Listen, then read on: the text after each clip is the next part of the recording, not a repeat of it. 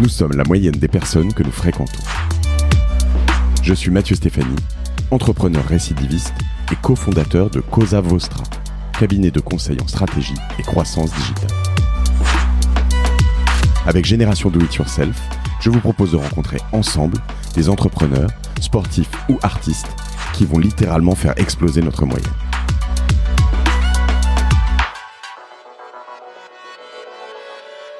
Bonjour à tous, je suis aujourd'hui hyper content parce que j'ai un type en face de moi, magnificent guy, Perry Chen. Je comprends.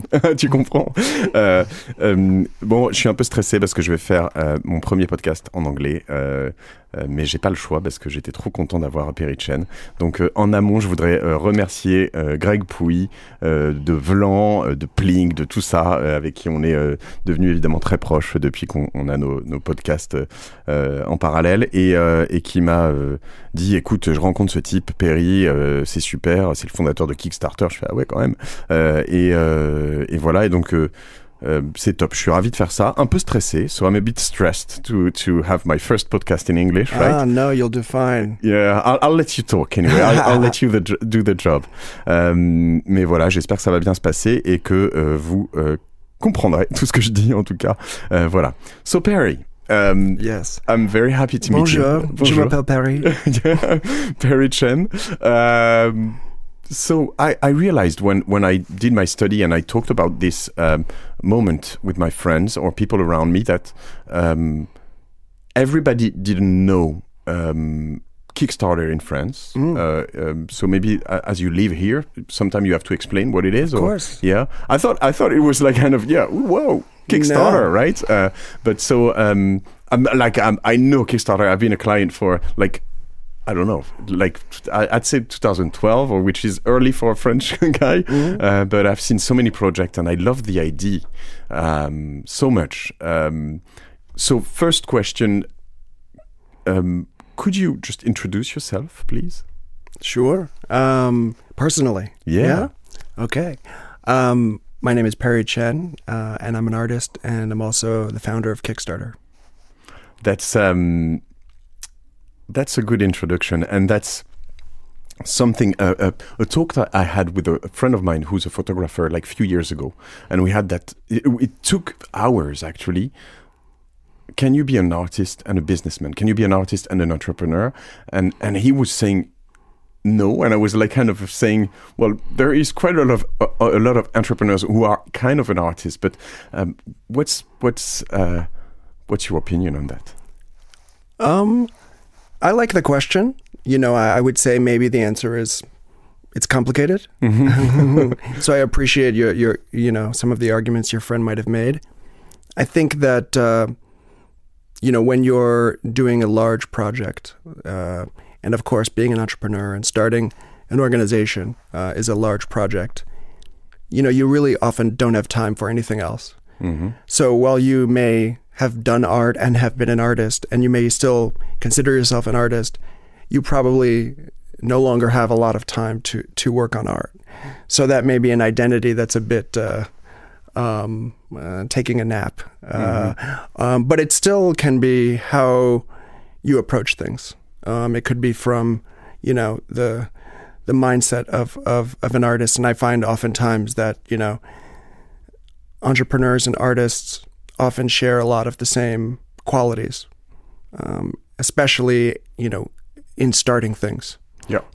And I know that probably in your experience, you found that there are often the entrepreneurs or the people who start things, and then there are often the people that are more of the classic business people that are able to kind of operate them for long periods of time.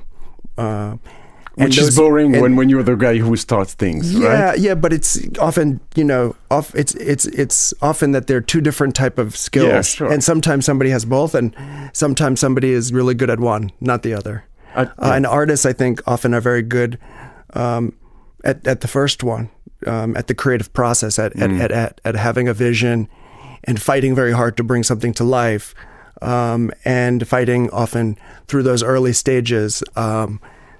And it's like the difference between making a film and a film company. Yeah, you're right. Yeah, but it's interesting because on this podcast, so I receive a lot of entrepreneurs, some artists. Sometimes I'd like to have more. So I have you, who's in between, an artist and an entrepreneur. So I'm happy. But most of the time, the people I talk to, my guests, are very good at launching companies, starting for 2-3 years, 5 years maybe, and then they sell it, and then it grows in another big company or something like this. And then they do another one, and so they're very creative. They're able to grow a company from 0 to not 1 million, probably 10, 30, 50, something sometimes. And sometimes I get those guys, like this guy last week, Jacques-Antoine Grandjean, who grew a company from 0 to 4 billion euros, right? And 6,000 people, and you're like, how can you be good at this? Even for me, like I'm good from 0 to 15 people. Maybe I think I'm very good at this. I can be okay at 50, but when I just make a projection to 100 people, I'm like, yeah, I'm not sure. It's a good adventure, but I think, as you say, like, they often have different skills, and it can be that you're good at one or the other. It seems like this guest was good enough at both. And then, of course, there's people who just prefer one of those. Yeah. And they say, yes, I could maybe do the other one, but to me, I don't like it. I would rather just go start something new, or I'd rather go run somebody else's company versus the stress of starting something and all that risk. I think people that have the quality of the guest, where they started it and they've grown it and they've probably been doing it for quite a long time, usually it's just the love they have for the project, for their idea, for their organization, and that probably keeps them there. It's really special to them. Some entrepreneurs, when they start things, yes, their idea is special to them and they want to succeed, but they're now very excited about the next thing, and off they go. So, I find these qualities in all kinds of things too, right? Like the person who raises the horse, and then the person who buys and rides the horse are also, often two different people. And, but actually going back to the thing you brought up at the beginning about can you be an artist and an entrepreneur? And I think maybe one of the reasons that I feel very comfortable introducing myself that way is because, as you say, you have many entrepreneurs who this is something that they do over and over. They're entrepreneurs, right? It's not one company. It could be 2, 3, 4, 5. They love the life. That's how they see themselves. I'm an entrepreneur. It's not necessarily I'm the founder of this company. I'm an entrepreneur. Yeah. They say like serial entrepreneur, right? Sometimes. Well, for me, really, Kickstarter is the only thing, or the only thing of that scale that I've started. Otherwise, I was working on music or art, and that's really my main and the most constant part of my life. And Kickstarter, even though, better part of a decade I've worked on it, that was actually the thing that was more irregular. And I separate these two things in a way into projects and organisms. So like a project is something that ends. Yep. At a certain point, it's done. It could take years. Like if you're making a film, maybe it takes you a year, 2, 3, but at some point it's done and it doesn't change. Yeah. You look back at The Godfather now, it's the same as when you looked at it 10 years ago. An organism is like an organization. It could be a nonprofit, it could be a for-profit, it could be a store, it could be a restaurant. Constant change. And for that, there isn't really an end point unless, you decide to stop or something happens where you have to close. Oftentimes, success means it continues to exist, and thus it continues to adapt and change. And trying to be an artist in relation to that is it's a different thing. Whereas at a film, you could say, it's done, that's it, it's never changing, good. Or a painting, I'm done. Yeah. Right? And with an organism, you have to get more comfortable with constant change being a part of it, and then also the fact that it doesn't end. But that's, for an artist, I would say that's his how do you say, oeuvre? Like his whole life, right? So what he's done, how he evolves, you would see the paintings from the start and then at the end, or you take Daft Punk and you'll see the first albums and then the latest one and how they change. So that would be their organisms somehow, but still it has an end, right? But yeah, I think that a body of work of an artist, you could still look at those things and say, I decided when each thing was done, and therefore now I say that's a song, not a sketch. I decide that. Yeah. And again, these organisms are they're different creatures. And I find in a way that often people have an attraction to one or the other. Are you a person who loves projects? Are you a person who loves organisms? And what I found is that, organisms generally can take so much more energy, because if you start them and they have momentum and they have success, well, then they can just go. Yeah. And whereas a project, you can decide, you know what, let me wrap this up. Maybe I could spend another year and make it perfect, but it's good. I need to stop. I need to say this song is done. I need to start something new. So I think the advice I've learned is be very careful when you're selecting to attempt to start an organism. More careful than when you would a project. Yeah, okay, that's a good advice. It's very interesting. And I'd say with the entrepreneurs, I would say I start organism most of the time and never know when it ends, actually, and I don't like when it ends.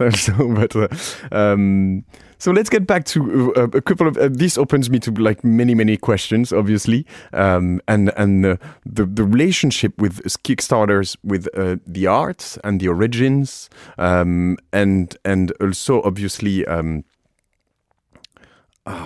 So many things in my head, but let's go back to where did you grow up? How like in. What's your background? Sure, of course. So I'm born in 1976. Okay. So I'm a little, 42 now. Born and raised in New York City. All right. So grew up in New York City in the 80s. Right. And so I remember the 80s and the 90s, and really unbelievable time. The Pepsi generation, right? I don't know. It's more the... I'm saying because that's the image from here. The Michael Jackson ad with the guy. Like that's New York City, where he got burned. Yeah. I think. So yeah, I mean, it was like the graffiti hip hop generation, cool. And the birth of MTV in a way as well. Yeah. And New York was much cheaper than it is today, and it was this massive cultural kind of melting pot. Yep. And there's so many echoes still of 1980s New York around Western culture, and so it was an amazing time to grow up. And I have a sister. She lives in London. My parents, my mother is a school teacher for high school, and my father was a social worker working with elderly people. Okay. And yeah, I was just kind of a typical, I suppose, city kid at the time. I rode the subway to go to school starting age 12. And, you become very street smart, quite quickly, especially in New York at those times. It was, you had to really keep your eye out and understand where you walk, where you don't walk. You could hang out. I mean, you in the street, it wasn't forbidden for you or... No, it wasn't. Not in any way where they were like terrified. And especially once I was 12, I had to take the subway to school. Yeah. So once you have the subway pass from your school, can go anywhere. And no, it was. I think it's like I had my Walkman. I had cassette tapes. Then CDs and all these things. But like really growing up listening to hip hop. Okay. I felt like I kind of grew up with it. It was as it was kind of coming up, and it was amazing. Couple of names, groups. I mean, was it like Run DMC or? Yeah, I mean, Run DMC was around. I was a little young, so like I definitely listened to that, and that's when kind of everybody who was listening to hip hop was listening to the same things because there were so few artists. And but then when I really kind of started to, when there were more artists, and I was starting to like pick who do I like, I loved You know, there's a lot of artists from Queensbridge, which is in New York, Nas. Yeah, of course. And Mobb Deep. Yeah, great. And this there's a whole kind of Queensbridge sound, very dark. Of course, Nas's first album is unbelievable. And so I really love that sound. Tribe Called Quest. I love Tribe Called Quest. I got those vinyls, all of them. Great. I remember still when I was in high school, going to the store and buying the Midnight Marauder album, which also came out on the same day, I think, as the first Wu-Tang album. So yeah, like it was really just listening to a lot of hip hop, writing graffiti, you know, hanging out just in the neighborhoods, you know, didn't really have like tons of money. So just kind of, you know, very city life, you know, try to sneak a few beers, walk around and yeah, be in the big city, you know, it's whatever, at the time, probably 8-9 million people. Cool. And so your parents were kind of open-minded to all of that, looking after you a lot, or I mean, it seems you were open-minded to writing graffiti. No, probably not. But I'm saying like No, I mean, yeah, they were great. I mean, I think that they were very supportive. I did well in school, so it wasn't like I was, you know, off the rails or anything like that. You know, I think this is just very cultural, like at the city at the time, how kids and teenagers were amusing themselves, right? Yeah. You know, I can still barely swim. You know, some friends of mine still in New York don't even know they don't have a driver's license. You know, this is real city kind of, so. Reminds me some friends in Paris. Yeah, I would expect the same, you know, and so, but no, you know, they were great, and you know, I learned a lot from them. My father is from China, so he came over to the U.S. in 1959, actually, to study English literature. Okay. And my mother grew up near New York, in New Jersey, and they had met in the 60s, early 60s, and yeah, so I grew up kind of also in New York with kind of these two cultural families, you know, around. They had the Chinese side of the family and the New Jersey side of the family, and.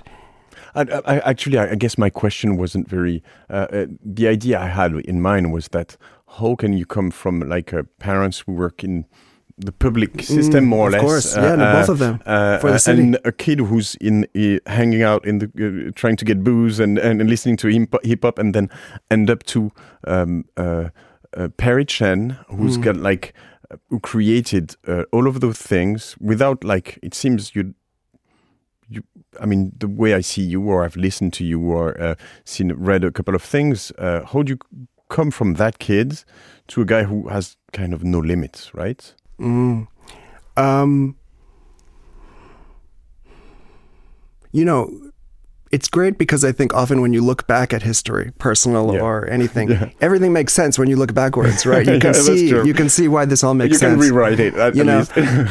I like to think about a concept, you know, once or twice a year, I give talks, and it's to university students. It's really where like I mainly like to speak.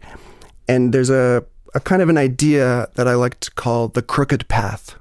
And this concept comes a bit from my own experience, but also in a way that as I succeeded and I met a lot of other people that did things that I admired, and I started to learn about their history, that I often found this was quite common. That the way they grew up and their first job and the college, if they went, and it was like almost like you would never have guessed. You know, many strange things, many adventures, and I started to realize that possibly this is, you know, these things go together. You know, the people who are really following their passion, and sometimes it's like, I'm really into this, and then the next year it's like, no, I don't care about that anymore. It's that, and not like, you know, you really. That you don't commit to anything, but that on the other side you have maybe what people say the kind of the straight path, right? And it's the way often you're taught, you know, study this, go to the school, study these 3 subjects, get a job at these 10 places, and I understand this is like often, you know, the recommendations that people give you, whether it's your parents or advisors or teachers, they're trying to not have you take too much risk. Yeah, because they know that it's hard to succeed, and it, you know, it's this is a conventional way to have a decent chance to succeed. And the world is very competitive. And you don't want to give people advice to take a ton of risk, and then they may end up somewhere and their life is much harder. You're responsible. Or you feel at least. And I understand that. But I think in a way that also sometimes people, that advice gets too strict. Like it's like a checklist, and you have to do these things, and you can't do these things that are not on it. And I've found that the people that I meet that are really successful or accomplished, and it doesn't even have to be financial, it could be in any way, often, when something really was fascinating to them or interesting to them, they would go off and try to do it. And maybe they would do it while they had another job. Maybe they would do it. It doesn't mean that they threw everything away. Sometimes they didn't have the ability to just go run away and take the risk. But they let their passion kind of drive them. They let their interest drive them. And a way I think this is really important is, there's all the bullshit that you read on a poster, like follow your bliss or whatever, this kind of, and that's not what I'm trying to say. I think that oftentimes when you're pursuing something that you're excited about, even if it doesn't end up being something that you're going to do permanently, you're there with really good energy and emotion. And people see you there and you're excited and you're there trying to do things. And you meet people there, and then maybe you end up collaborating with those people, or they offer you different opportunities, or you make new friends because they see you there just happy to be there, bubbling, fascinated, asking a lot of questions. And I think then the other way, you see people going off into these things that they think they're supposed to do, but they're not interested and they're bored. And the other people see them and they're like, they see the worst of that person. This person is like just sitting there. They look like they want to die, and the value often of being in a place where you are really curious is something I think people don't think of enough when they're thinking about the path that they construct of their life. Yeah, it's true. So I'll have to. The next question will be. Where did you get those emotion? Where did you get those things inside of you who give you this thing? But before that, I'll just a comment on what you said. On this podcast, I received people who, I would say, some guys or girls, when they succeeded, not by chance, but they just, it happened, they started something and it grew and it grew and it grew. And they worked hard and they're very talented and they do a lot of things. Some other... They didn't have a choice. So, they had to make money somehow or to do something that succeeds. And that's the way they felt, at least, right? And some others, like they made like amazing studies, like, Yale or Harvard, like the French equivalents, or even some of them even, went to, Fabrice Grinda went to, I would say, what's the five... Ivy League, I would say, Princeton. He was major of his promotion at Princeton, right? But still, at some point he decided that he would just do something else. And I'm quite also impressed by those profiles that, are able to say, I have a mortgage and I don't care and I'm going to just, and it's, each one has this thing, but it seems what was your position on that? Well, where did you study, or did you go to university, and did you have to pay it for yourself? Yeah, of in course. France, we don't kind of pay most of the time. It's kind of I did. I went to university. I went to a school in New Orleans. Okay. A university called Tulane University. All right. And I went there actually because my older sister had gone there, and she went to architecture school, and I ended up just following her down there and going there. And for me, that the benefit of that was actually living in New Orleans, which has become like my second home, an amazing city. And I was never, once I got there, I was never a great student. I think I became a student of the city and a student more of life. It was my first time living away from New York, which I maybe had left 6 times before. Really, I mean New Jersey to see family, but really, far away. And I had never left the U.S. And to live on my own and to kind of like have that, be 1,000 miles away from family and be in a magical city, you know, that really is shaped on culture and music. And in America, it's old, you know. It's old. New Orleans is old for America, very old. Yeah. It of course, was French, Spanish, and for a couple of years, the Dutch had it for 2 years. All right. I don't know. By the time the mail got back, they had lost it, you know. But so really, you know, I would say I went down there to school, and that's probably where my formal education started to kind of end. All right. But then I took up kind of my own education, which for me really was music. That was my first love. That was the thing I was most passionate about. You know, as I became kind of like, you know, a little bit older.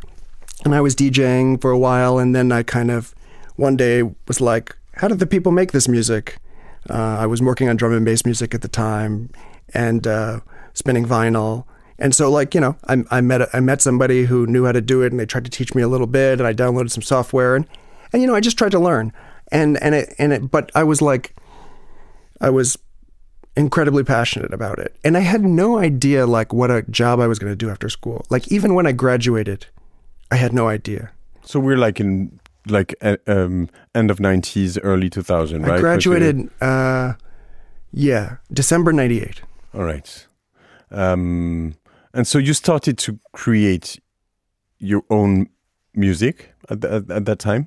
Yeah, I was DJing, I was creating music, but you know, I mean, it wasn't like a career, right? You got paid still? I mean, like, you know, like $100 here, you know, like, you know, that kind of thing. It's not enough. And then it's not enough for rent.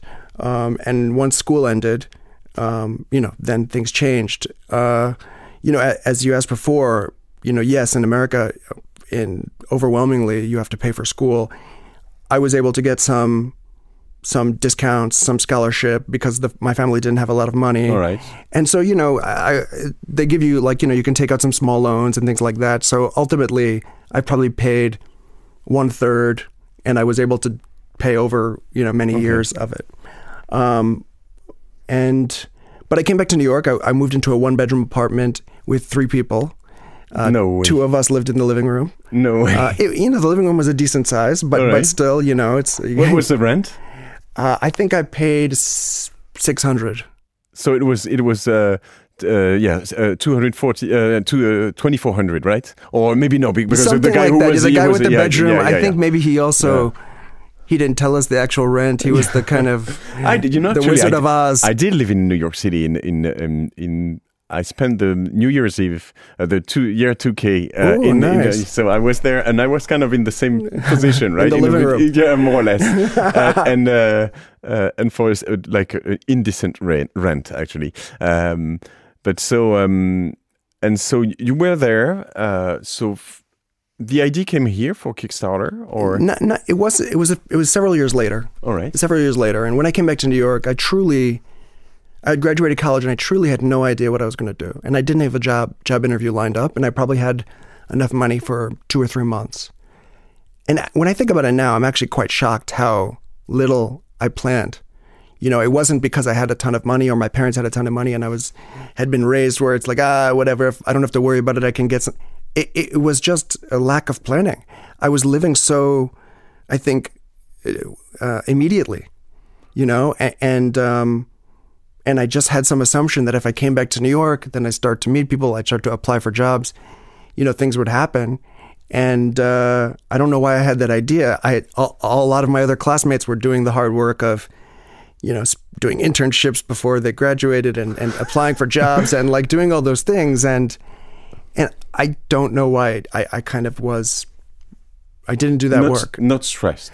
I don't know if it's not stressed. Maybe. No, but were you stressed or like thinking about your future? Or? Possibly I was ignoring it. Yeah. You know, I might have been just blocking out the reality, you know, but I was still very active. Like I was very involved in music, DJing. I'd started a TV show on what we call public access TV of like a DJ show playing drum and bass, you know, it's like free. You do it out of the university basement, but it played it across New Orleans. So you were in the art movement, kind of. Yeah, I mean. Yeah, like music mostly, but like, you know, it was like a podcast. It was just on TV, and you know, thinking it would pay off at some point. Probably. Yeah, no. I think I mean, maybe that I would be building like a, you know, as a DJ back then. Oftentimes you had a label, you had a radio show, so you know.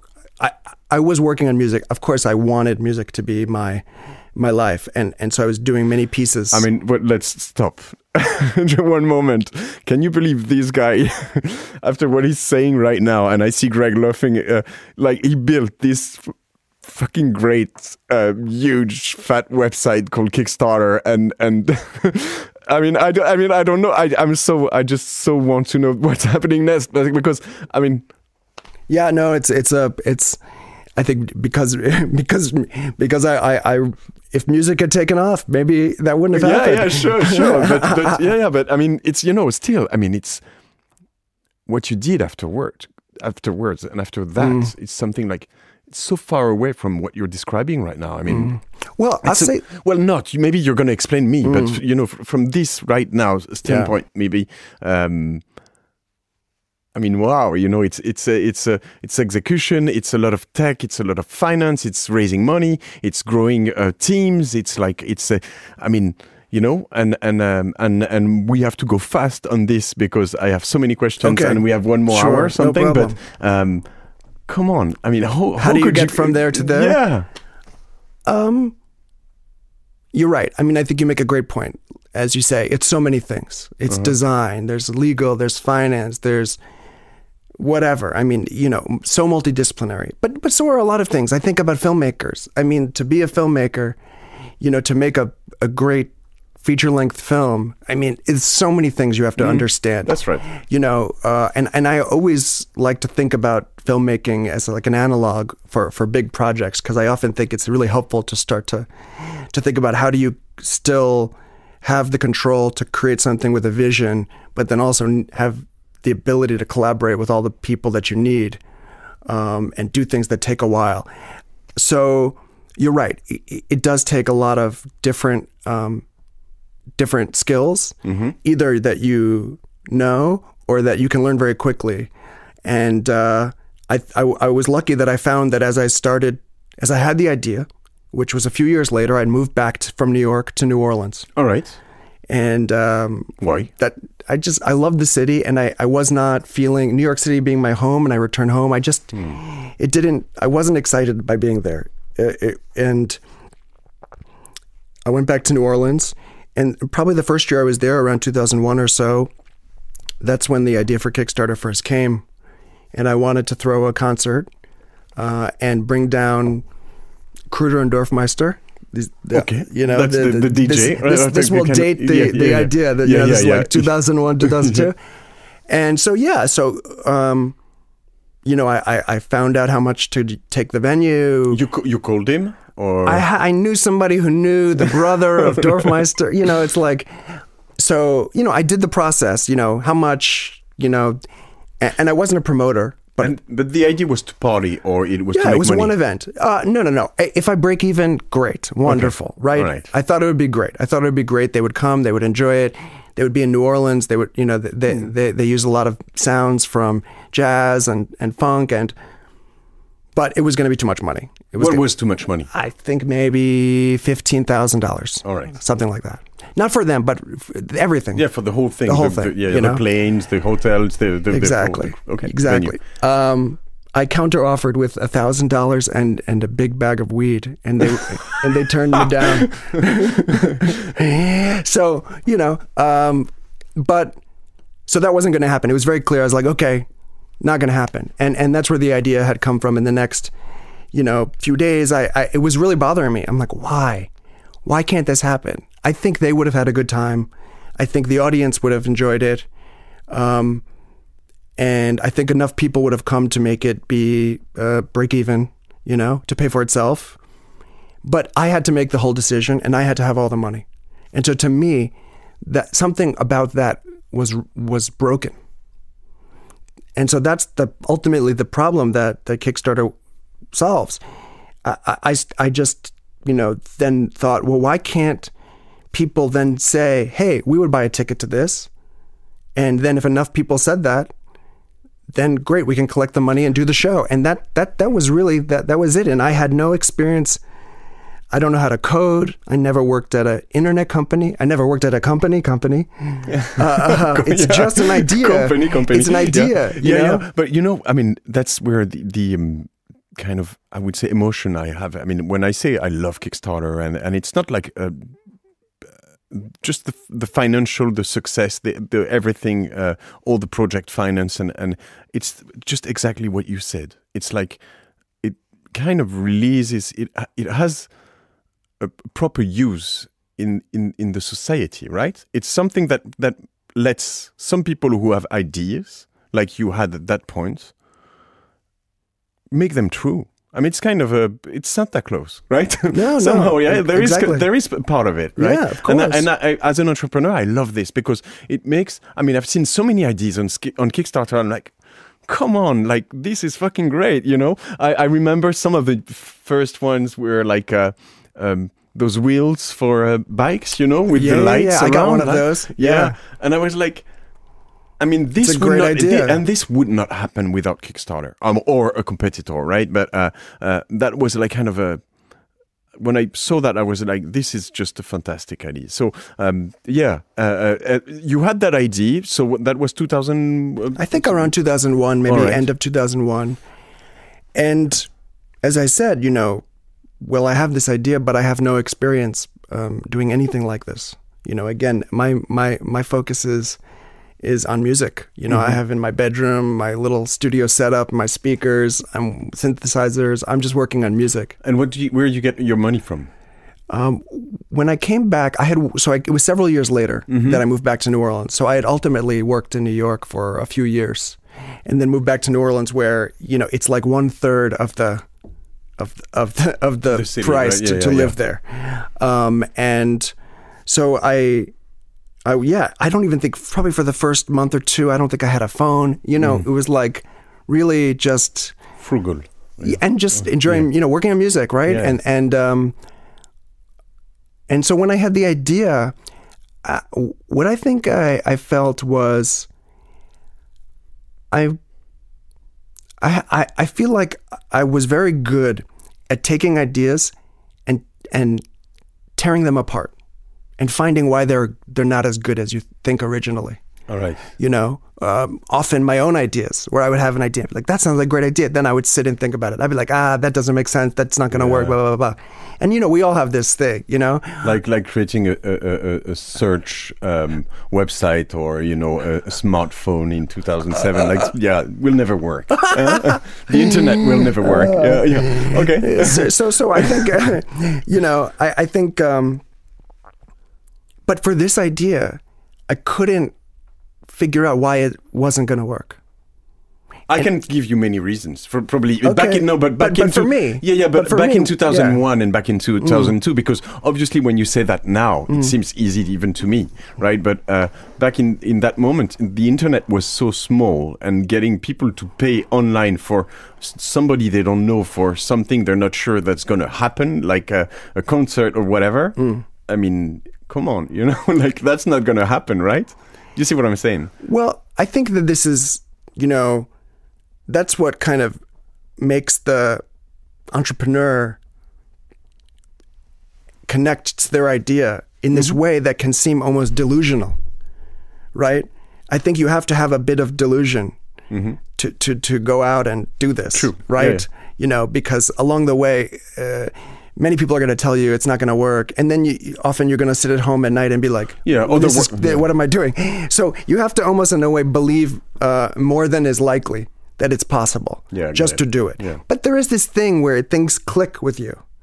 I didn't say that it's definitely going to work. I didn't say that I could do it, but I just felt that I didn't see why the idea wouldn't work. I saw reasons, like you said, hey, as you say, people still were just getting comfortable using their credit cards online. However, that was a trend. People were getting more and more comfortable, not less and less. eBay existed.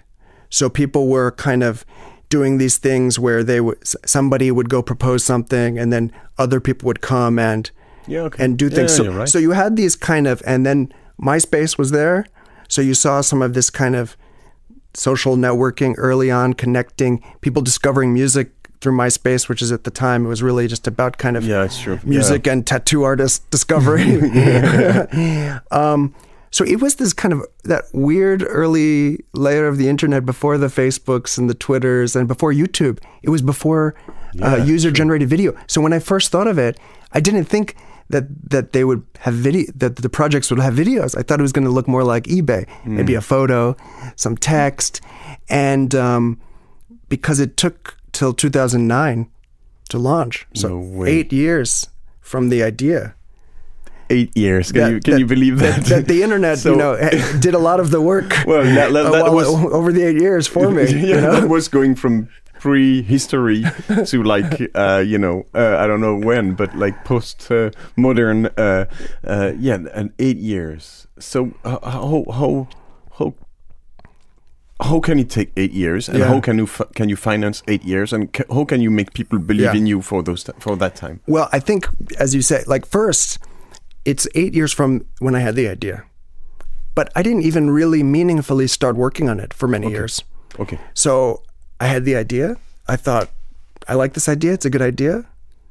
Great. But did you bury it sometime for a few months? Yeah, more. I mean, I just put it on a shelf because what's the point? I'm working on music. Yeah. I'm living in New Orleans. Like I never worked at an internet company. I'm not trying to be a tech entrepreneur. Maybe if you would have lived in San Francisco, it would have been a different story, and probably you would have launched too early. But great. Yeah. So I think. So yeah, the first period I had to go through, the first stage was even deciding to do this.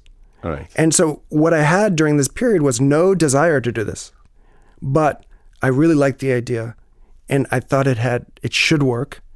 And then I started to very quickly be reminded of all these situations where, it would be great if it existed, where I needed money to do a project, or friends needed money to do projects. And so I would keep being reminded, it would be great if this existed. And so the idea kind of, even if I wasn't trying to work on it, it didn't go away, and I would be reminded of it. And it grew inside you somehow. Yeah, exactly. It grew, and then sometimes I would think about it, and I would be like, maybe it could work like this or that. And the internet is changing so much in those days. And so at some point, I think I started to take it more seriously. Not like immediately, like I'm going to go work on it, but I started to take it more seriously. I used to set aside some time, start making notes, start sketching a little bit in case I was going to do it. And I moved back to New York in 2005. And when I did, that's the point where I decided to try. Because I don't even think if I wanted to try in New Orleans, I could. Like, I don't know if there were any people. I don't know if there was one person who knew how to code in New Orleans that's true. in 2004. You know, but that's still three to 4 years went through. Yeah, and then there is still another 4 years. Yeah. I mean, so you had to find what? The money, the partners, everything. I mean, everything. I mean, you didn't even know how to build a company, right? No. All right. So yeah. I mean, what was day one? When do you remember when you decided, like, okay, I'm going to do that now? So I think when I went back to New York, I had pretty much decided I was going to try. Now, it didn't mean I was going to try full time, because also I didn't have any money, so I would need to get some work. But I was going to try, even if it's at night or whatever, just going to see what happens. And so, when I got back to New York, I worked at a restaurant for the first year, and I was like developing the idea. And I think a friend of mine, their parents introduced me to a friend who was a lawyer. So he told me about how you form a company and other basic things. How do you form nothing even about the business, just like literally learning I was reading blogs. I was reading blogs written by people that had started internet companies or were working on I have no access. I didn't have any access. I didn't know anybody who worked at an internet company at all. But I mean, it's what's interesting, I think, is that the Perry Chen from that period. So you were almost 30, right? Yeah, 29, exactly. something like that. Yeah. It's just 14 years ago, and I mean, in the meantime, you've grown that big thing that's very famous and so on. But you were already like not old, but like you were this 30 years old guy working in a restaurant, having this great idea. You know what I'm saying, and. How did you feel inside? Like, did you feel like this is going to be like the great thing, or did you just, because you had to quit also this artist life at some point? Yeah, I think that when I moved to New York, I stopped working on music, and I was that was a very big deal. I was very worried that I was going to lose my identity. I was a musician. My friends, when I would talk to them, friends I wouldn't see often, they would ask me immediately, "Hey, how you doing? How's music?" And so to have to answer that question, "Hey, I'm not working on it anymore. I moved back to New York." Maybe talk about the project that would become Kickstarter. Maybe not. I was a little, I was just, I was worried about what that meant to me. Did that mean I was no longer a musician? I didn't know. Was it temporary? I didn't know. But what I found, which was really fascinating to me and very comforting to me, and I've learned so much from this, is that once things started to move a little bit more around Kickstarter, that part of my energy and my brain that had been working on music was also engaged. In the design of the site, in the concept of the experience. And those muscles, that part of the brain to me felt like it felt when I was in my studio working on music and creating music. And so even though the identity was different and the name was different, I still felt the kind of the flow, That's coming back to one of the first question I had about entrepreneurs and artists, but that rings a bell to me. It's kind of the very creative period from the very early stage. I love that period. And it's very like exciting and you see things going live and the logo and colors and, as you say, website. And when you press on something and the website is live, it's just so, exciting and yeah. So you found... I mean, what's the next step? You found the partners, you found the money, you found, Yeah, so between 2005 and 2009, right? Let's say really more between 2006 and mid-2009, probably. A bunch of things happened. Because I was back in New York, now I was able to, if I tried really hard, meet people, right? And sometimes it took time. A friend of a friend, a coffee, a this, a that, and just... And a lot of people. Like, was it a lot? Was it something you were working hard on? Or yeah, I was. But I was also working at the restaurant or doing other things. So, it was meeting people, and it was meeting people who could say, give me advice, or maybe people who could, I could work with, or whatever. I didn't care, right? And so over the course of time, I met some people. I met my two co-founders, Charles and Yancey. What was the tipping point in all that? It was it one of the co-founders or both of them? The money you raised. I mean, how do you? My question is, how do you come from that Perry that is an average worker in a restaurant in New York to the startup guy? I mean, when did it happen? Because you have to, your mindset. The truth is it doesn't happen until after it's open. Yeah, but still, before you have to make someone trust. I mean, you don't have like the typical background of the guy. I want to give a couple of millions to say, try this. And nobody gave us a couple of million. All right, that's another story. All right, so tell me. Yeah, so let's just say I'll condense those years. Yeah, let's do that and say what happened. So it took a while, but I think it took 20 months. I think we raised maybe $125,000. It took 20 months. Okay. That's not worth it. It's and the three of you. So You met in that process. I was the one mostly dealing with that side, but now at that point, Charles and Yancey were collaborating with me, and they have different skills. Charles has a design background. Yancey has a kind of editorial background. Both also, one is a writer, one was a DJ and a designer. So also, like me, come at this as this is a problem that we understand and our friends have and things like this. I'm sorry, but I can't help laughing because you have the perfect match of a big failure. I mean, yeah, of course. It's like, it is. There's where is the tech guy? I mean, where's the tech guy? Yeah, the tech guy was like, I'm not going to work with these guys. This is going to fail. So, and you point out something very right that, we really needed some technical advisement. And actually, that was one of the big moments for us where we were introduced to somebody, this guy, Andy Baio, and who has this amazing blog called Waxy. And he had had a small startup many years before called Upcoming. But we were introduced to him as somebody who could advise us, who could tell us, hey, don't hire these coders, don't let them write this in this language, don't do this and that. Just really make sure we don't make terrible mistakes and blow all of our money. All right. And so he was very gracious. He agreed to kind of help us, probably spent like a day a week or so, like a decent amount of time helping us. He ultimately became our first CTO. All right. And without him, it's very likely we would have just made too many mistakes. It's like, when somebody does a home renovation and you don't know anything about construction and you're hiring a contractor, they can tell you anything. You don't know.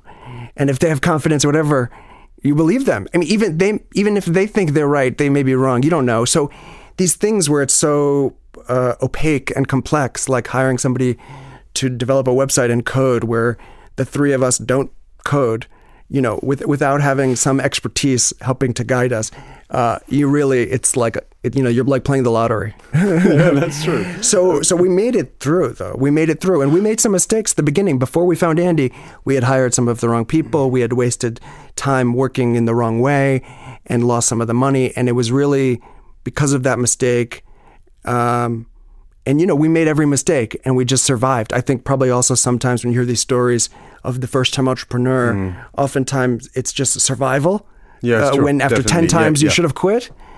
But for me, I felt, and this is 100% true, if this doesn't work, then I'm going to have to go get a real job and some sort of career or something, or just move back somewhere where I can work in a restaurant and work on music. So how much I did not want to get a, quote, real job drove me to keep working on this, even at times where it looked very, very, very bleak. Yeah, because that point is important, because in the meantime, that idea you had back in 2001, you've seen some companies releasing more or less the same idea, right? It was never the same. There would be things like, there was a company that back along, I don't know, many years before called Fundable. It was like almost all text. I think maybe there was some photos. It was very rudimentary. But yeah, they were, people could say, hey, I'm raising money for this, or my dog is sick. It wasn't used that much, but I was paying attention, looking around. Of course, people were blogging, right? And so sometimes somebody would throw a PayPal button on the blog and say, hey, I want to do this. And so it wasn't really the same, but it was, look, fundraising has such a long history too. Yeah, it's true. Right? Yeah. And I think for the things that really made Kickstarter ultimately special and then really define and invent this whole market, I think were, one, the design. We made it a platform. We made it look, I think, in a way that had a format. I think that the web is just a story of formats. Definitely. Instagram is a format, a photo and a filter, and you follow each other. Twitter, of course, 140 characters and following, and public mostly. And so we had to find our format. And that really was, as I say, the thing that felt like that creative muscle was sitting there. I remember me and Charles at my apartment in Brooklyn, every day for months, him in Photoshop or Illustrator, just trying to do rudimentary designs, sketches of what the site would look like, what each button would do, because we couldn't code it. So we had like 120 pages of like these kind of drawings.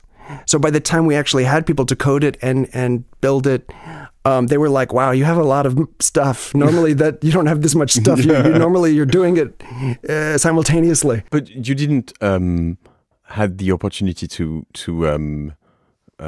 confront all of those creatives, artworks. It was kind of very gut stuff, right? It was super conceptual. I think. I mean, look, I never worked on the web, but I've used the internet like everybody else. I mean, not like, just probably as most people had done in 2007, 8, 9.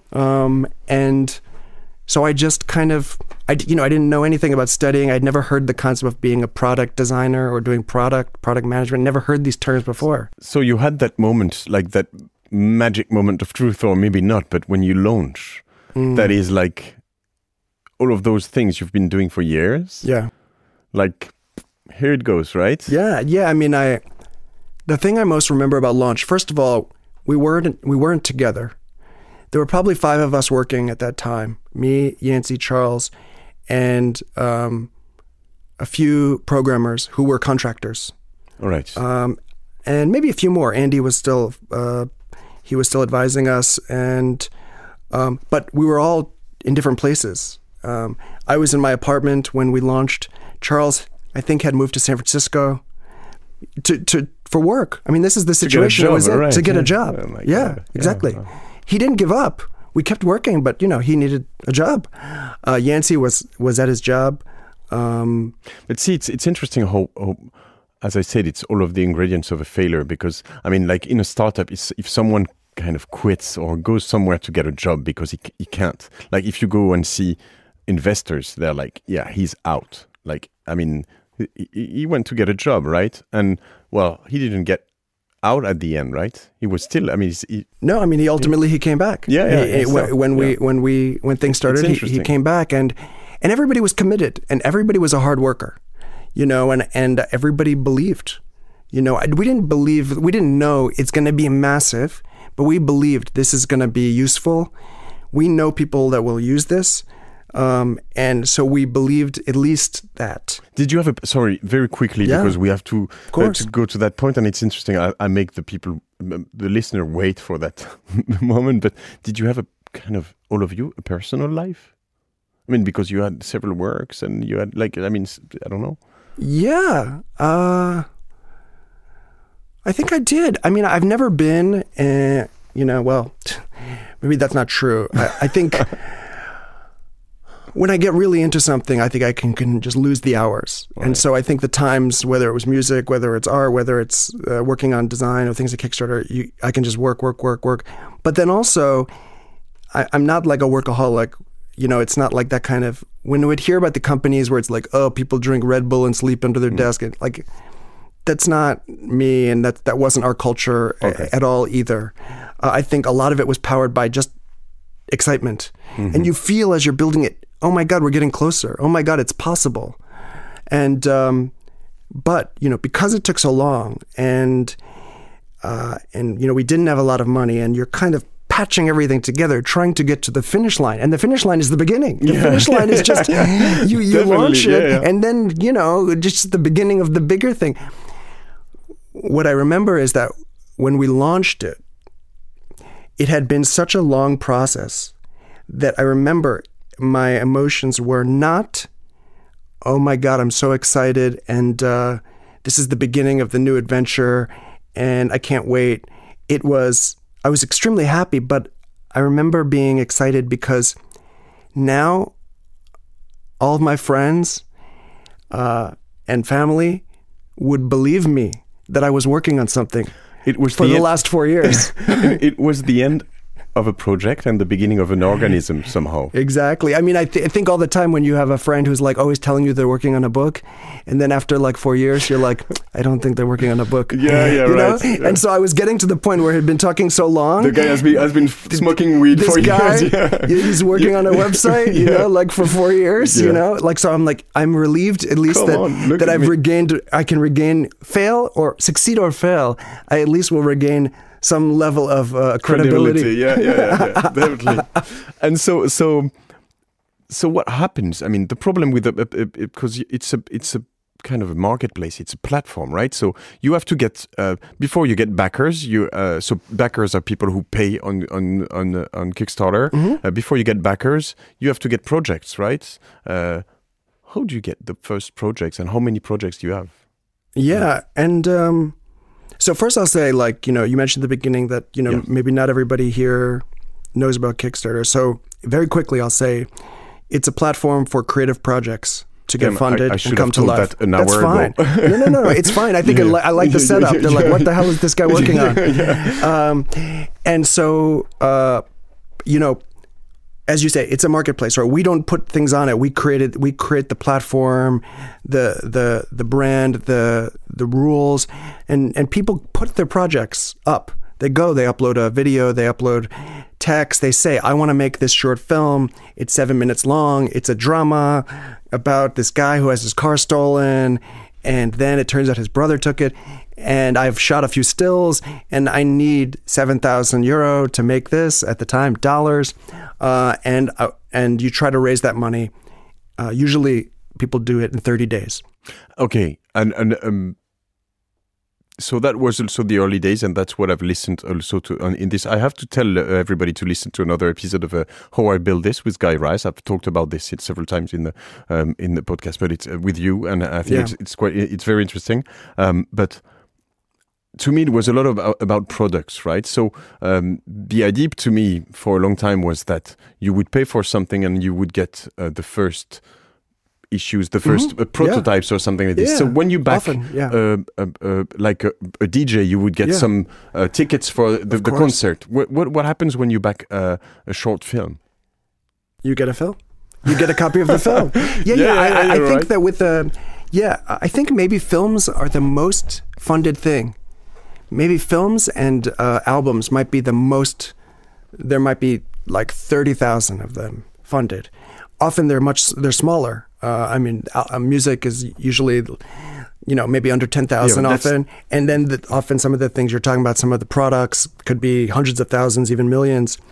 But, you know, for example, as you ask, for the short film, oftentimes they say, come to the screening. I'm going to have a screening if you're in New York or if you're in the city. And if you give $30 or more, you'll come be my guest at the screening. Of course, you'll get a link. And then people come up with really creative things. You know, if you support at this, you know, $50 or more. I had a friend of mine, he's a musician. And he said, I forget what it was, $50 or $100, that you could come into the recording studio with him. And he was going to make you, it was in New Orleans, he was going to make you gumbo. And you'd come and he would play the album when it's done. And you would eat this gumbo that he had made. And, you know, and so what's a gumbo? Sorry. Gumbo, it's like you know, it's a New Orleans dish that has like a ton of different things in it. All right. So but you know, the idea was like it's about patronage. So this is the old idea of patronage, right? When people would support projects, not just for profit and not just like pure charity. It was like, you know. It's like what the people do on Patreon with podcasts, for example. Like you would support a podcast because you like it and you want to listen to it, but you don't have to support it. You can listen to it for free also, right? Yeah, and it can go both ways. I mean, you know, pretty much all of the great work in the Renaissance was done from patrons, you know, from the Medicis or from the, you know, the big families. And this idea really is about kind of democratizing it. And distributing it. So instead of one person having to give you $10,000 for your album, you can find 1,000 people maybe who can give you $10. That's somehow the singularity of, I would say, your project, probably because you've been an artist or you are an artist and you've been through that you understand all of this. When I'm only kind of into business, at some point, I don't really understand what you go through when you need to finance this 7,000. I see what you go through when you need to finance a startup, a company, something that is very like, but not art, which is, to me is like, really? People are going to pay for like, something that they're going to have for free? Somehow. Yeah. Or they won't have, as you said, for free. Yeah. Well, it's interesting because, thank you for asking or bringing that up, because there's a critical point there. During this period of time, especially at the beginning, and the years after I had the idea, there was this Napster was going on, and all these things were digital music, and then the music business was suffering from a lot of the total change of the music economy, and like now people could just copy and steal so much easier. And so the economics of the business, really, really changed, and there was less money going through. And so people started to ask this question, how are businesses like the music business going to continue to, make money in the future, or continue to make the kind of money that they used to in the digital world? And they said, film might be next and that kind of stuff. And this was going on all the time. This was a conversation for years. And in a way, I don't know how much this has really been solved. Now the latest kind of attempts are the Spotifys and the Apple Musics. And what I realized is that this is an incredibly hard problem. But the question that I was more interested in is not how do you make money or as much money as these things used to make, but how do you get the money to make it in the first place? Yeah, that's fantastic, and that's the quintessence of Kickstarter, I would say, is that it's and the name says it. It's a Kickstarter, right? And that's what you do. You're not going to be the one who will make the evergreen thing, and then you just fly, somehow, right? Yeah, because I think, of course, we want when people create work for them to be able to be self-reliant and self-sustaining and find an audience and sell them a way to experience this work in a fair way, and then be able to use that money to live and to make more work. And that's an ideal life for a creative person. However, there are a lot of people who create a lot of things that won't make money. And maybe sometimes they create things that they don't care if it makes money. And maybe if they wanted to make money, it's going to change it in a way where it's not even the idea anymore. So the thing I've always most loved about Kickstarter is how I saw it enable ideas that had almost no chance of making money in the market. Like this 7-minute short film is never going to make money in the market. But this person really wants to make it. Maybe 30 people are going to see it.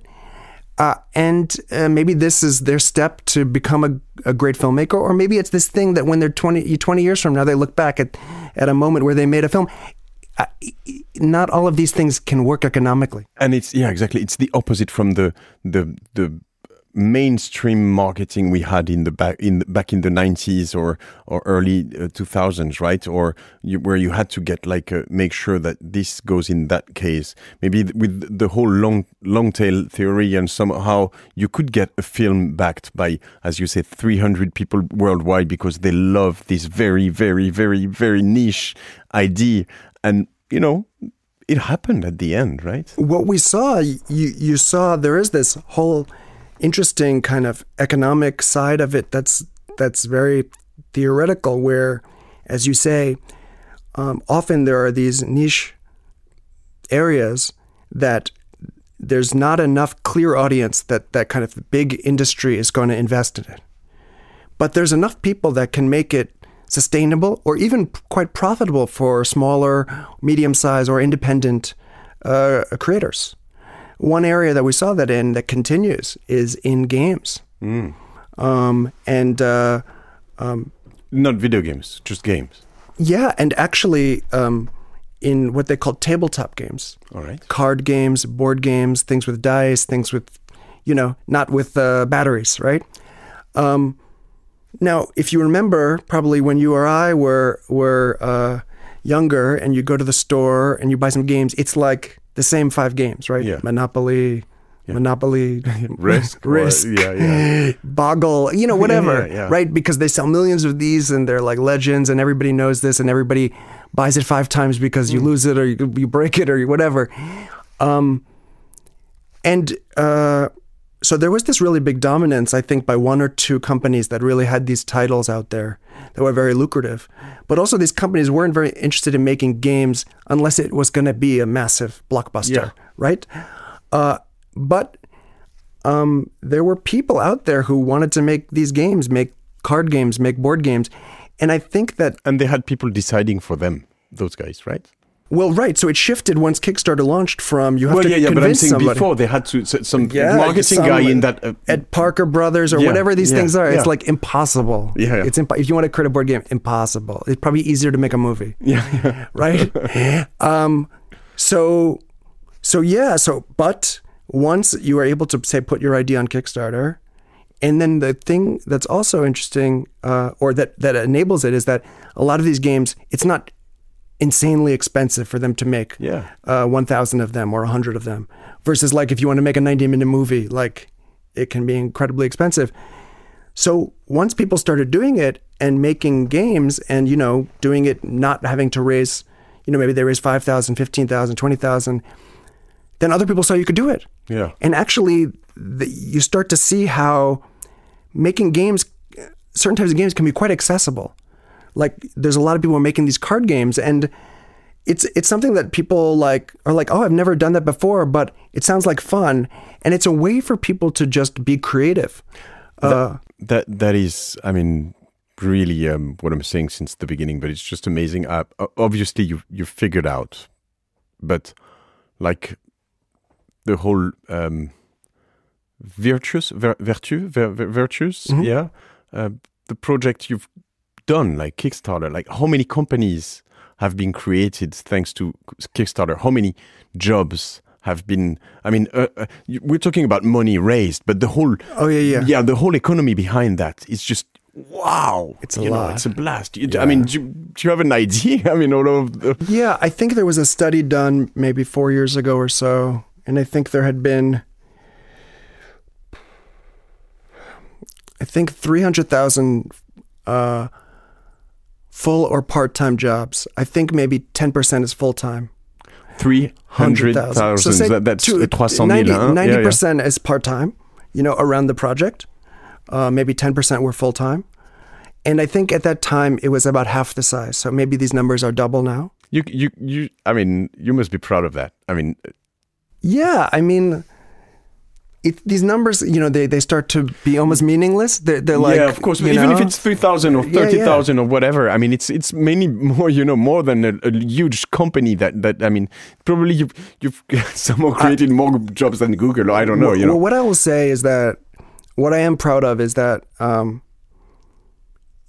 Kickstarter is still, especially in our industry, a small company. We have 100 and maybe 70 people that work there. Yeah. And as a company, we don't make the kind of money that these other companies make.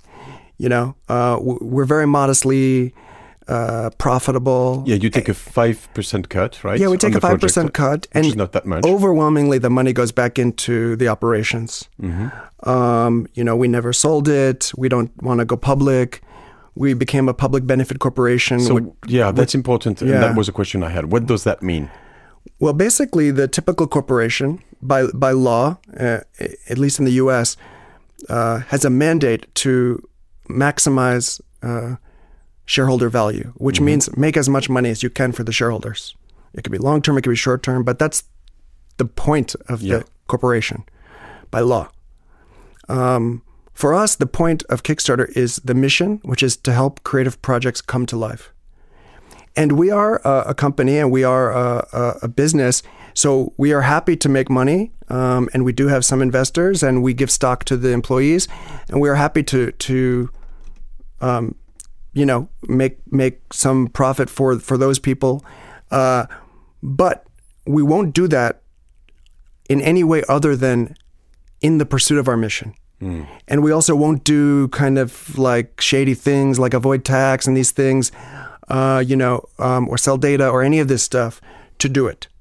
And it's a kind of a hybrid. It's like a mix, a bit of like a kind of more of a nonprofit and a for-profit. But the big thing is that our goal, our reason is not to profit, and we happen to help creative projects come to life. But do you get like, so you're not operational anymore? I mean, you're the president, but you're not the CEO. Me personally? Yeah. Oh, yeah. Well, so the company, it just turned 10, maybe 2 months ago. All right. And I'm chairman. Chairman, okay. Yeah. Does that mean, I mean, do you still have dividends or sometimes, or like some money coming in from the company? Sometimes. Yeah. Sometimes. But again, it's modest. It would be a fraction of what people would expect my position to be. You know, I grew up. Plus, your shares they're not worth much because we're not selling them. Yeah. You could sell still with that status of. Yeah, but if we did, it would be we only would want to sell some shares to people who would agree to keep it like it is. Okay. You know, not who want to change it. All right. And so it's a smaller group of people, and those people need to be interested in the impact. You know, as you say, the economic impact and the creative impact, which is quite large. But not like I want to invest in Kickstarter so I can make tons and tons of money.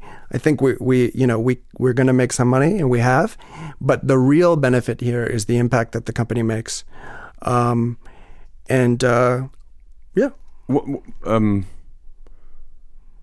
Why?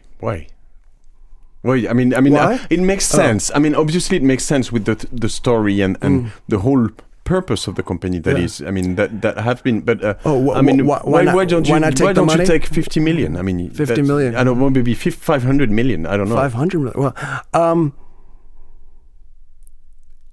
I don't know. I think the richest people I know are not the happiest people I know. So maybe it's that easy. But do you think the money made them miserable? Is it linked? I think so. I think if you're poor, I think money makes you happier. I think after a certain point, it does not. You've reached that point, you think? No, I haven't. And no, but I don't know. I mean, I think that if you have so much money that it's like you never have to worry about anything ever again, I don't know if it's that healthy. And I don't know if. Yes, of course, there's always something, that would be great to get and that you can use money to get, but to live a life without those kind of limits, ultimately limitless, like incredibly limitless. Like, I don't, when somebody says 50 million, 500 million, like it's insane, these are like insane amounts of money, really.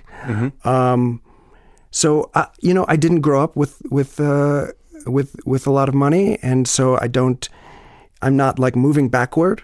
But I also didn't grow up with a great desire for luxury or to use money as a score for winning. And ultimately, I think my belief is that time is the most valuable thing that we have by far.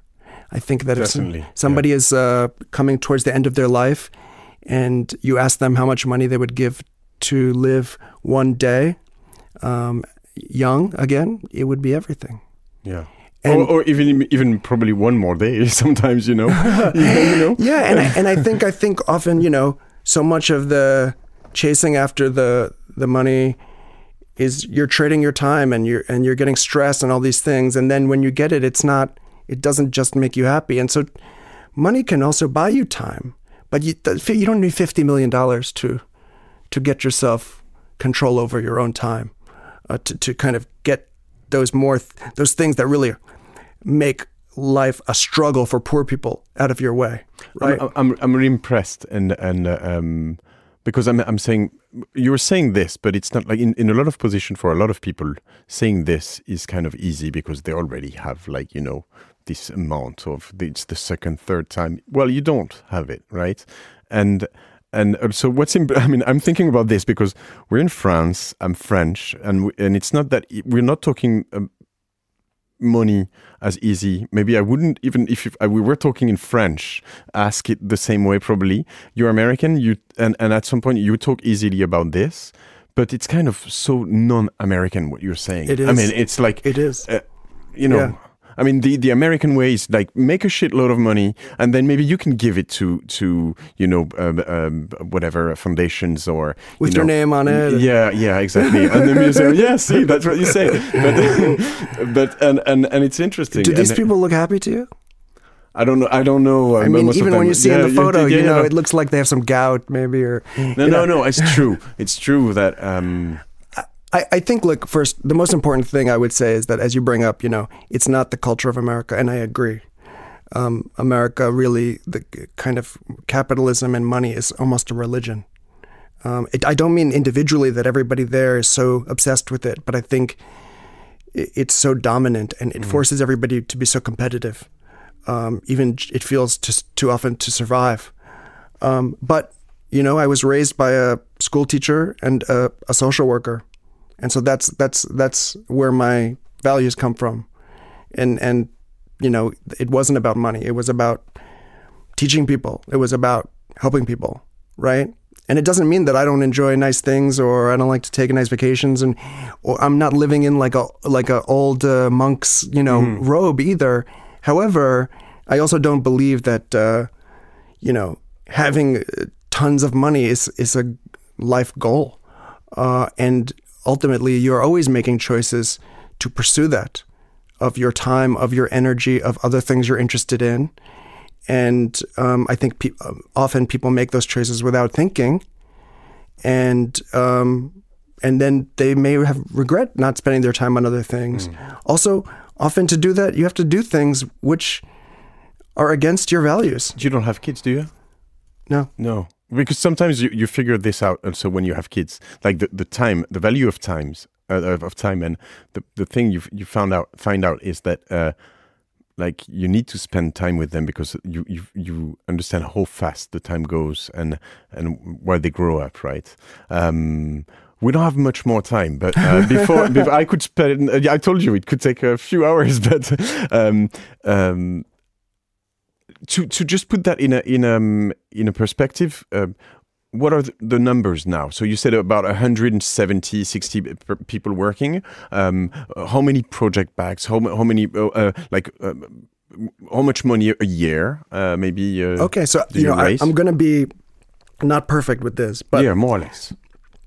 I know it's over 4 billion has been raised total for maybe between 150,000 and 200,000 projects that have been funded. Mm-hmm. So this doesn't mean money that the company has made. No, of not course, at all. This is the money that has gone to projects from over 16, 17 million people to over 150,000 projects that have been funded.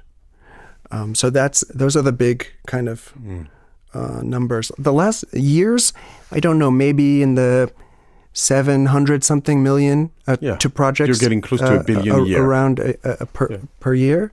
My God. Yeah, that's a lot of money. And right now, there's probably 4,000 projects right now on Kickstarter. If people go Kickstarter.com, and there's probably 4,000 projects from around the world in film, in music, in technology, in games, dance, that in different languages that you can go see, and you can give $1.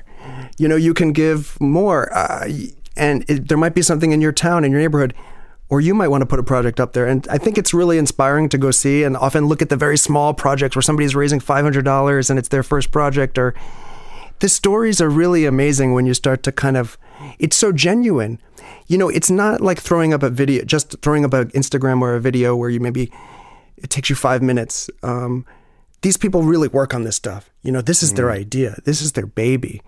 They really work on the video. They work on the description of it. They work on how they're going to reward people for giving them their support.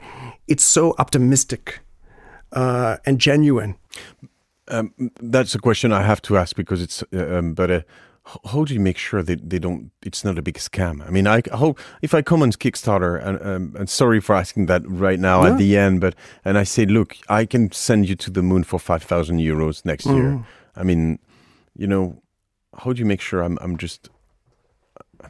Can you do that? No, of course I can't. Maybe for 50 million. I can do that. Good. So I think there are a couple things. One is that it's not so easy to do, right? It's not like you can do it in 5 minutes. So the people who work on it, they really prepare. So first is often people who are trying to scam on the internet, they're looking to do easy things, fast money. Yeah, okay. Right? So you really have to go and create the video and the description and this and this. And then you also have to promote it a bit, often, through first your social network or something like that. And also, when people sometimes look at those things, if I looked at that and it was like, I'm going to send you to the moon for 5,000, I'd be like, I don't believe this. And then you have people who sometimes try to report things. They say, hey, I'm reporting this. I don't think this looks untrue. Or sometimes this looks like they copied it from somewhere. And then even to succeed, you can't just trick one person. You're trying to raise usually like a larger amount of money. You're going to need 50 people, 100 people, 1,000 people maybe. You have to trick that many people, and that's exponentially harder. So what we find is that this kind of like scam is extremely rare. I mean, shockingly rare. But the things that do happen is that things take longer than people expect. Even the person says, I'm going to have this done and blah, blah, blah. And like in 6 months, you're going to have the completed movie or the prototype will be done and then I'll have and and then it's late and it's a little more late or whatever. Yeah. And so that's not, that happens. That happens. And in those cases, what people have to embrace is the story. And I think also for the creators too, you have to start telling your story, right? Hey, look, there's these delays and this is what happened and that happened and not going quiet and not letting people just be like, what happened? Because these stories can be really magical because what's also happening is that people are learning how to make things. Yeah, definitely. You're just learning how to make things. And one of the things that I think we're excited about over the next few years, right? We're just 10. What's the next 5 years, 10 years of Kickstarter like? And I think one of the things that we're excited about developing more into is how do we take all of this knowledge that's happening around all of these projects coming to life, where people are making mistakes, finding new ways to do something, finding cheaper ways to do something, finding new collaborators. And all of this is happening in our ecosystem. How do we allow people to teach each other a little more and trade knowledge and help each other do things better, more cheaply? Oftentimes for projects, it is those one or two things that allow it to come to life or not happen. And if we're very well positioned to help people do things, like in a way for me, when I started Kickstarter, or even when I worked on music, if there was a place I could go where I could learn, best practices, things that people have done, whatever, that's what I was seeking on the web. And I would find bits and pieces of it. And so as this hub of all these things occurring and this hub of all these creators, that's a real hope that we can take this opportunity that we have of this ecosystem and find and bring out this knowledge so that, again, just the mission, help creative projects come to life. Before we wrap up, because it's time where I told you I would, it's already the time I told you I would leave you. A couple of questions before you tell me what you're doing now, because I need to know where I can find your art and stuff. Yeah. Well, just one question. You've been you stepped down as a CEO to be a chairman once, then you stepped down as a CEO to be a chairman a second time. This is a situation that probably never happened to any of my guests. I'm not even asking why, but what are your learnings on that? What I mean, wasn't enough? It wasn't enough to do it once. I mean, or was it a good idea? Or I mean, I don't know. I think that maybe going back a bit to what we talked a little bit about earlier, which is a bit of a crooked path. I think after the company was almost 5 years old, having launched, plus 4.5 years, that's the first time I stepped down as CEO and was chairman. And then really for 3.5 years, focused really on my art. The role of the chairman is so different. You don't have to go to the office, you do a few things every couple of weeks and go to the board meetings, and it's a nice life. And I could really focus on being an artist. And that was quite irregular because at the time, everything was going so well, and the press was amazing, and all the success was happening, and so everybody was like, it's a very strange time to step away, but for me, I was like, this is what I wanted to create. We've done it, and now I want to go create other things. And for me, it was not other companies; it's art. So there were a lot of people who felt in a way, wow, normally it's like many more years. Then I think that as 3.5 years went by before I returned, the company, was going through different periods of time as they do, as they grow and as take different shape, and the company needed help, and I had always wondered if I would go back. Would I ever go back? And my hope was no. Because I know it's serious work. It's a lot of work. It's all consuming. The art has to go to the side.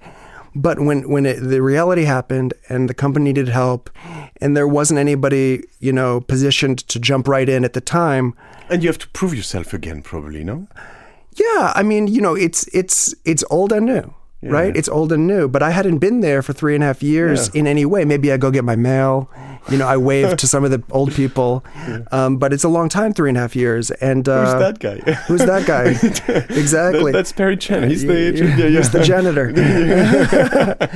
So yeah, I mean, going back was something I never expected, but I felt a responsibility to go back. And then I also didn't know when I went back, is it going to be for 6 months? Is it going to be for whatever? Have to get it to a point where it feels right to give hand off to the right team. And that took 20 months and just ended maybe 2.5 months ago or so. So yeah, I mean, it was a whole different experience. The experience of going back to 130, 140 people, to starting something as one person, they're very, very, very different. Could it happen again? Would I go back again? Yeah. I really, really, really do not think so. Okay, tell me what you're doing as an artist. What we can see, or is there? Can I enjoy your art? Please. The easiest way to see the projects, and they're very conceptual. So, I do a decent job having a web presence for them. You can go to Perry Chen Studio. Okay. Or perrychenstudio.com. I'm pretty sure you talk about it in Greg's episode of Vlan, right? I don't think we got to it. No. But, I think, there's a couple projects there that are at the top of the page, which you could click on and see. One project I did many years ago was about Y2K, the computer...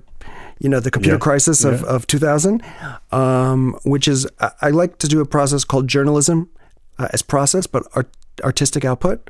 All right. So really trying to, it's almost an investigation, but the output for me can be in an art context. So I held these talks in the New Museum in New York and did video interviews that are on the site and built an archive of 200 books that have been published warning people about the crisis in the late 90s.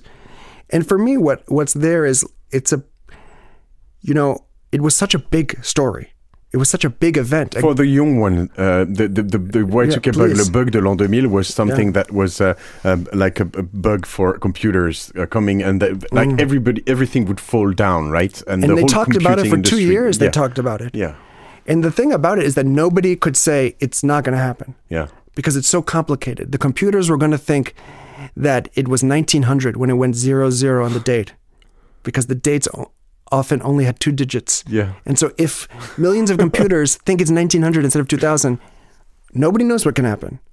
And so people worked on it for years and years to try to fix all the programs and change the dates and all these things. And ultimately, there wasn't a big disaster. And when we look back now, we think of it as a joke. It was a hoax. It was hype. But when I went back and interviewed people, they said, no. We worked on it for years. And we don't know the truth because there was never a postmortem. There was never an investigation done because nobody wanted to talk about it anymore. And what I realized was that there's really been 3 global existential Hoax scenarios. Yeah, okay. No. Okay. First, that I know. First is the nuclear threat, right? Especially in the Cold War. This kind of, at any moment, maybe there's a nuclear war, and then we blow up most of the world. And I grew up even in the 80s where you still people trying to say, hey, go under your desk or something like that,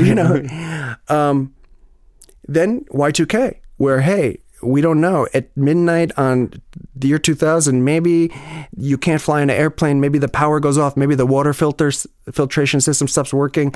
Maybe your bank account, everybody's bank account goes to zero. We don't know. And now we have climate change. Yeah. And to me, so you have these three kind of global existential threats, and I put aside like the world wars and things like that. And I think what we've done is we've refused to learn from Y2K. I think that there's things we can learn about dealing with things like climate change and other very complex scenarios from the way that people tried to address Y2K. And unfortunately, the history of it is that it's a joke. And so when I went back in, that wasn't my intent. I was just curious. But as I spent 6 months talking to people, I saw that there was such incredible coordination, global cooperation, corporate and government cooperation, trying to solve this big problem, that there are all these lessons that we can learn. And underneath it, there's a concept that I found in there, which I call the politics of prevention, which is that when you prevent something, what happens? Nothing. If it's well prevented, yeah, right. At least, yeah. So if Y2K was actually prevented, not a hoax, what would have happened? Well, what happened?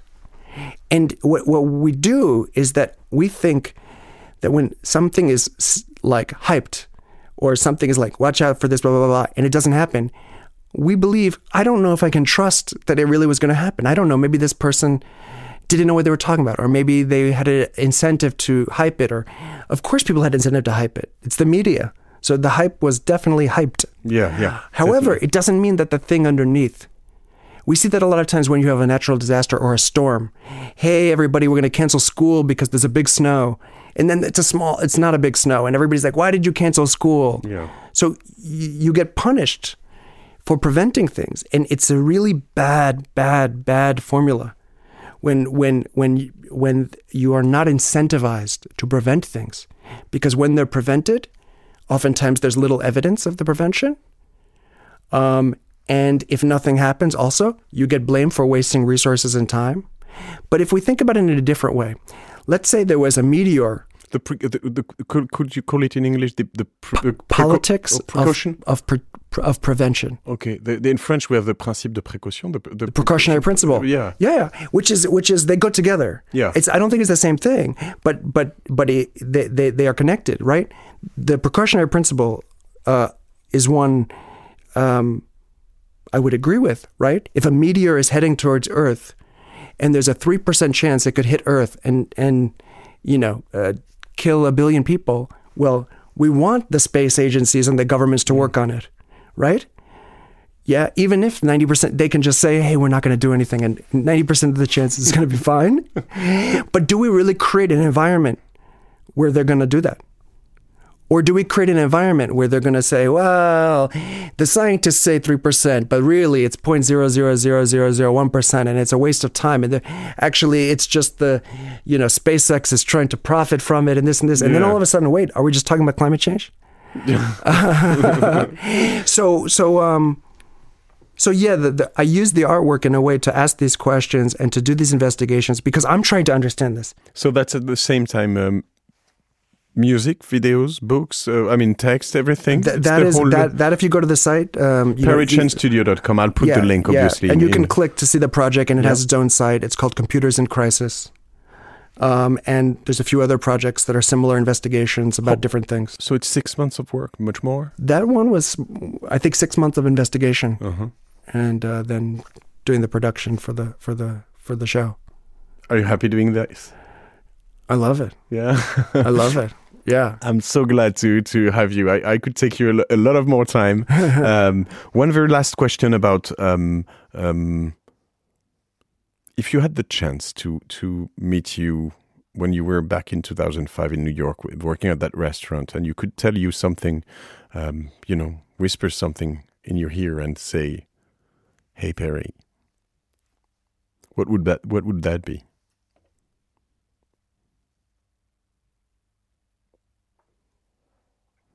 Enjoy it. You know what? I think, before, when we were projecting at that time, back in 2005, and I was asking you, what you did afterwards is so incredible. And at the end, when we talk, and after an hour talk, maybe when I started saying that, I believe you didn't change that much, did you? Personally? Yeah. No, I think I'm more confident because I think when you have an idea that's just in your head and you're able to put it in the world, again, it can be a song, it could be a movie. The idea that actualizing things that come from your mind and your imagination, I think is tremendously confidence building, to be able to think something could be valuable in the world and to then make it.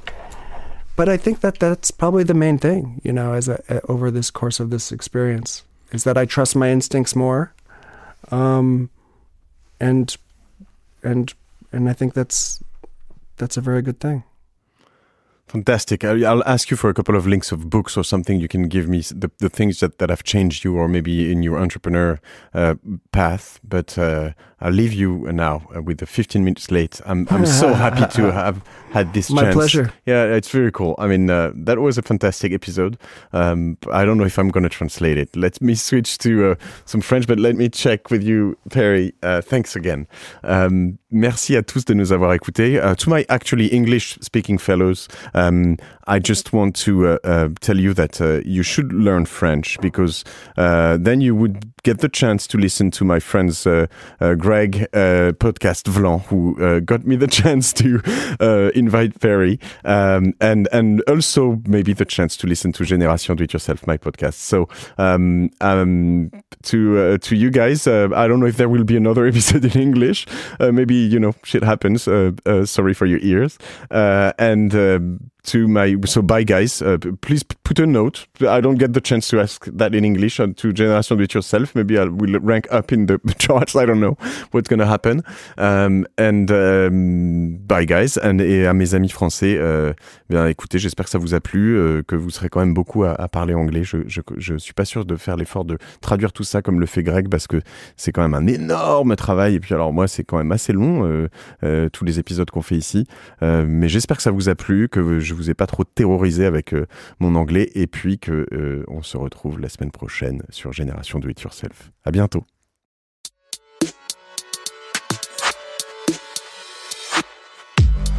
Bravo, vous avez écouté cet épisode de Génération Do It Yourself jusqu'au bout. Merci de le partager à 2 personnes autour de vous, d'inscrire de force vos amis au podcast sur leur smartphone et de mettre une note 5 étoiles avec un gentil commentaire. Ça m'aide énormément pour ressortir dans les classements. Aussi, si vous me laissez votre email sur gdiy.fr, je vous enverrai l'épisode de la semaine ainsi que 2-3 bons plans. Pour finir, n'oubliez pas que si vous avez des besoins en accompagnement digital, toute l'équipe de Cosa Vostra va vous bichonner comme il se doit si vous nous écrivez sur contact@cosavostra.com. Je suis Matthieu Stefani et je vous embrasse.